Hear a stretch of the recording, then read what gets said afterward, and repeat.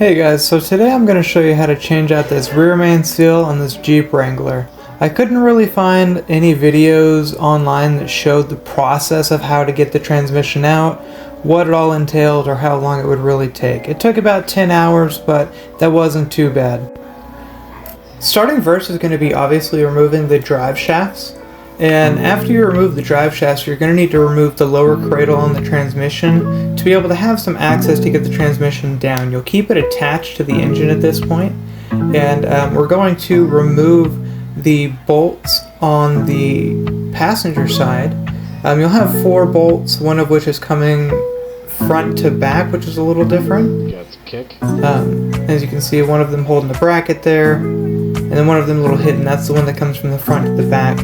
Over onto the driver's side, you're going to have 4 bolts, including the starter bolts as well. Let's see, 1, 2, 3, 4. You got the 2 starter bolts up top. And the reason you have to have the transmission down is you have to get access to these top 2 bolts as well.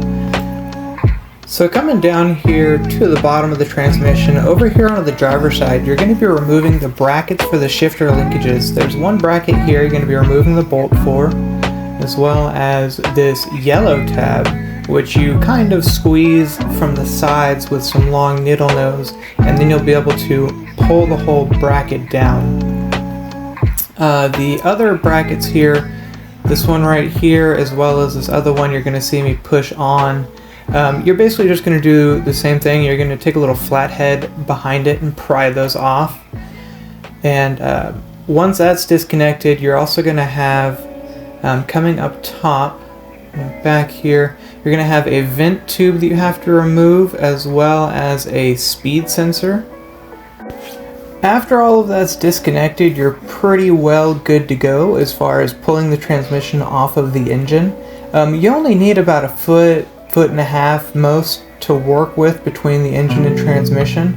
But when you pull the transmission off of the engine, your transmission will separate from the torque converter, and what you're going to have to do is disconnect the torque converter from the flex plate before you can remove the flex plate from the engine to get access to the rear main seal. It's not too bad, but it is kind of a learning process if you've never removed an automatic transmission before.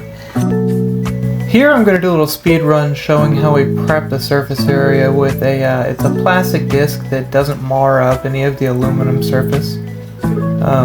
I'm going to show here installing the new one. It comes with a plastic guide to help get it over the crank, which is definitely convenient. It just kind of pushes on like this, kind of wiggle it side to side until it floop, and it will pop itself forward just like that.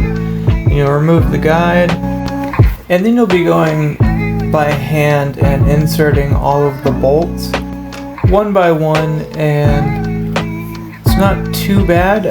The bottom 2 here are a little difficult to get up in there, but you see here I'll use my electric ratchet to get them driven in probably about 90% of the way, and then come back with my torque wrench and torque them down to 10 to 12 foot-pounds.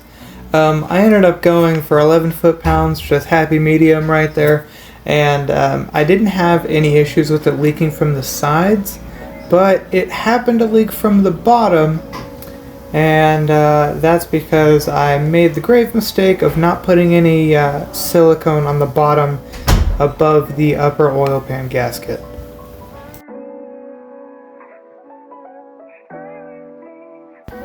So as you're bringing the transmission back together, you see the flex plate is going to be bolted to the engine, while the transmission is going to have the torque converter in it. And you're going to kind of spin the torque converter when you put it on to get it to align with the little key that's inside of it. Once you get those together, you're going to be basically pushing the transmission and engine together.